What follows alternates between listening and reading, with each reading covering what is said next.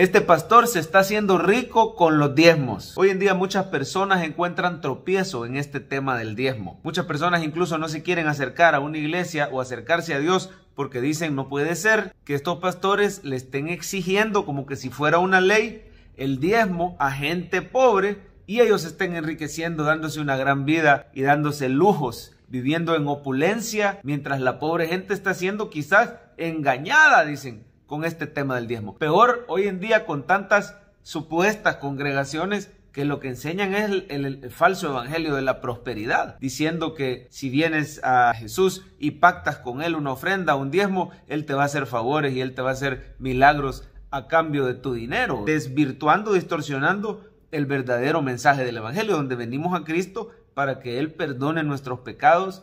Y claro, hay añadiduras en lo material, pero son añadiduras. Lo principal es el reino de Dios y su justicia. ¿Cuál es la postura sana en todo este tema del diezmo? ¿Deben o no deben los pastores pedir el diezmo? ¿Deben o no deben los pastores vivir de las ofrendas que les da la iglesia? ¿Cuál es la actitud que tenemos que tener los cristianos en este tema? Bueno, vamos a ver primero un poquito acerca de qué dice la Biblia acerca del diezmo y la ofrenda. Luego vamos a ver actitudes que tienen que tener los pastores y luego qué actitudes tienen que tener todos los cristianos en este tema. Bueno, para empezar, el tema del diezmo es algo bíblico, es decir, aparece en la Biblia. Y muchas personas quieren argumentar que no es para hoy en día, no es para el Nuevo Testamento, porque en el Nuevo Testamento ciertamente aparece pocas veces el tema del diezmo. Más bien aparece que cada uno dé como propuso en su corazón, no con tristeza ni por necesidad. Dios ama al dador alegre, aparece como una ofrenda voluntaria. Sin embargo, sí se menciona el diezmo en el Nuevo Testamento, por ejemplo en el libro de Hebreos. Hay versículos que dan a entender, versículos que el mismo Jesús menciona en sus evangelios, que dan a entender que sigue siendo algo vigente para el día de hoy. Sin embargo, quisiera hacer una aclaración. En el Antiguo Testamento era una ley, era una especie de impuestos para el pueblo de Dios. Esto no quiere decir que el diezmo solo es parte del Antiguo Pacto. Incluso antes del Antiguo Pacto, antes de Moisés, ya hay registro que ya había diezmo. Entonces se nos da a entender con el ejemplo de Abraham, que dio los diezmos de todo, se da a entender que ya era algo de costumbre, ya era algo enseñado que voluntariamente pudiéramos dar el diezmo al Señor cuando estábamos agradecidos por todas sus bendiciones. Es algo normal en el pueblo de Dios desde el principio, desde antes de la ley, desde antes del Antiguo Pacto. Entonces, ¿qué quiere decir esto? Que el diezmo hoy en día funciona como un parámetro, no como una ley. No es una obligación que los pastores pueden exigir, pero sí es un parámetro donde el cristiano, por obediencia al Señor, puede diezmar y ofrendar. Todo cristiano que ha sido enseñado en la palabra provee para aquellos que le enseñan la palabra. Todo cristiano que está agradecido con Dios va a apoyar la predicación del evangelio a través de sus ofrendas a la iglesia de Cristo. El diezmo entonces viene siendo un parámetro que nos lleva a esa obediencia por amor. Damos porque estamos agradecidos. Así que, en resumen, el diezmo sí es aplicado al día de hoy a la iglesia a manera de parámetro, no a manera de exigencia ni a manera de ley. Cuando uno se pregunta ¿y cuánto será lo adecuado que yo le dé al Señor? Puede tomar en cuenta la referencia del diezmo.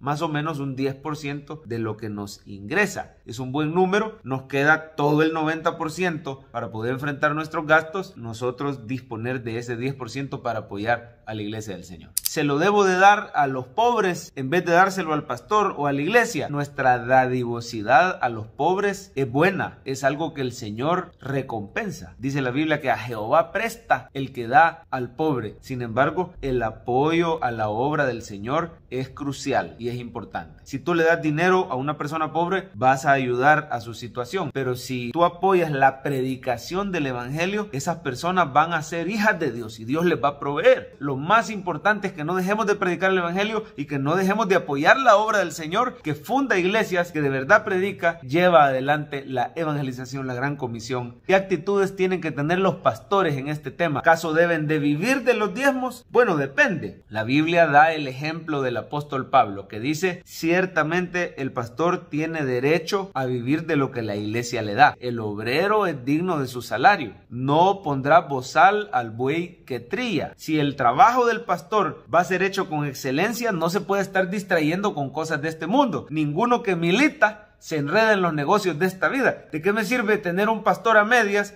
que está tan acongojado en lo económico que tiene que trabajar un turno, 2 turnos, qué sé yo, para no ser carga para la iglesia, ¿verdad? Pero entonces no se dedica a preparar buenos mensajes, a orar, a impulsar programas, a dar consejerías, a preparar estudios bíblicos, a dirigir la iglesia en el tema de las células, de los life groups, a capacitar, a levantar líderes, a formar servidores. Si de verdad es dedicado, no tiene tiempo de enredarse en empleos y en negocios terrenales. En Números capítulo 18, el sacerdote y el levita eran personas que vivían de las ofrendas, de los diezmos del pueblo de Israel. Ellos no tenían tierra, ellos no tenían heredad, ellos no tenían negocios, cosecha, ellos dependían de las ofrendas y de los diezmos del pueblo de Dios. Entonces, tomando eso como parámetro, el siervo fiel, el pastor, hoy en día sí tiene derecho, pero Pablo decía, para no ser de tropiezo, yo mismo trabajé con mis manos para ganar mi sustento y no ser gravoso, dice, no ser cargoso. Entonces Pablo nos da el ejemplo que el pastor tiene que tener una actitud no de servirse de la iglesia, no de enriquecerse. El perfil del pastor que se nos da en la palabra de Dios en varias partes, pero especialmente en Timoteo, vemos que no tiene que ser amante de las ganancias deshonestas o de las riquezas. No tiene que ser dado al amor al dinero. No tiene que ser una persona que vive con grandes lujos. En mi opinión personal, el pastor tiene que tener un estilo de vida promedio igual al de su congregación. Esto es buen testimonio. Esto habla del contentamiento que hay en su corazón. No puede ser que el pastor se esté enriqueciendo con los diezmos, con las ofrendas, y sus ovejas con un estilo de vida de mucho sacrificio para mantenerle los lujos al pastor. Esto es de tropiezo con los inconversos. Que el pastor reciba su salario, que la iglesia tenga un cuerpo oficial transparente con los gastos. Cuando una iglesia muestra al grupo de ancianos del cuerpo oficial cuánto le ingresa, cuánto de eso es para la familia pastoral, cuánto es para fundar obras. Cuando la iglesia ve que se están fundando obras y se están usando bien las ofrendas, entonces con toda tranquilidad a uno le dan ganas de ofrendar y de diezmar. Por último, ¿qué actitudes tenemos que tener los cristianos en este tema del diezmo? Buscar una iglesia que sea transparente en el uso de las finanzas. Buscar una iglesia donde se vea que invierte en la plata en alcanzar las almas, en obras misioneras, en iglesias filiales, en el mejoramiento del templo principal también. Pedirle al Señor llegar a una iglesia fiel, una iglesia transparente, honesta. Otra actitud que debemos tener los cristianos es ser agradecidos con Dios, ser dadivosos y apoyar fielmente la obra. No ser cristianos pleitistas, que sí, que el diezmo no es para hoy, que el pastor se está haciendo rico, sino si estamos en una iglesia fiel, podemos dar hasta más del diezmo. El diezmo solo es un parámetro, no es una ley, de acuerdo. No debemos de dar con tristeza ni por obligación, sino que Dios ama al dador alegre, creyendo en las promesas, que Él suplirá todo lo que nos falte, que es nuestro pastor, que nada nos faltará. Debemos de ser fieles con el Señor. El levita y el sacerdote prácticamente no tenían heredad, porque ellos sabían que su herencia es Jehová. No vivir con amor al dinero, no vivir aferrados a las cosas materiales, sino que saber que Dios nos las presta para que las administremos, que seamos fieles administradores, las usemos para gloria de Él, pero sabiendo que nuestra porción es Jehová, no los terrenos, no los apartamentos, no las casas, no las propiedades. Tengamos cuidado del amor al dinero. Pidámosle al Señor contentamiento y gratitud y sepamos que nuestra herencia es eterna y nos espera en los cielos de la mano de nuestro Señor.